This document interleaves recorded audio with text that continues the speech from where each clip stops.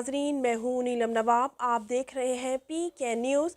سب سے پہلے سردار طاہر محمود کی رپورٹ کے مطابق Gujranwala chamber of commerce and industry کے صدر شیخ فیصل ایوب، سینئر نائب صدر حمیز گلزار مغل اور نائب صدر عادل ندیم نے مشترکہ بیان میں کہا کہ ڈالر کی عدم دستیابی سے بزنس کمیونٹی میں کاروباری عدم استحکام کا رجحان بڑھ رہا ہے۔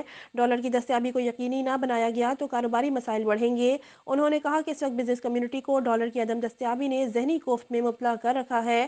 ڈالر کی کامیابی سے importer metal sector, textile, raw material کی امپورٹ سے وابستہ کاروبار تباہی کے دھانے پر کھڑے ہیں۔ خدشہ ہے کہ بے شمار انڈسٹریاں بند ہو جائیں گی۔ لاکھوں مزدور نہ صرف بے روزگار ہوں گے بلکہ بے روزگاری کے باعث ملک میں امن و امان کی صورتحال بھی متاثر ہوگی۔ ملک میں جاری مہنگائی نے غریب عوام سمیت متوسط طبقے کو بھی پریشان کر رکھا ہے۔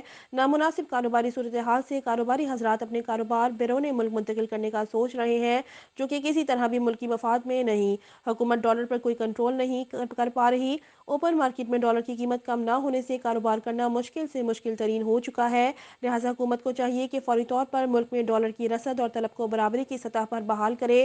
حالات کی سنگینی کو مد نظر رکھتے ہوئے حکومت وقت کو سخت اور مثبت فیصلہ کرنا ہوگا، نیز ملک کی انڈسٹری کے لیے ایسے دوستانہ اقدامات کرے جس سے ملک کی انڈسٹری چلے اور معیشت بہتر ہو، کیونکہ بہتر معیشت کا انحصار صرف اور صرف کامیاب انڈسٹری کے چلنے پر ہی منحصر ہے۔